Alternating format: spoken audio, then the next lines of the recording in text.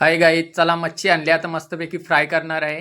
लसूण, अद्रक आणि हळदी, 1 चम्मच मसाला टाकू, आगरी मसाला, थोडासा मीठ टाकू, चवीनुसार टाकायचा. मस्त कालून घ्यायचा. मग तवा टाकत ठेवायचा. तव्यामध्ये तेल टाकला, एक एक पीस मस्त हलू सोडायचे. तेल गरम झाल्यावर तर मस्तपैकी एकदम फ्राय करणार. कडक बनवायची. एकच काटा असतं. पोपट माशाची बोटी आहे ही. तुम्ही पण एकदा आणून एकदा नक्की ट्राय करा.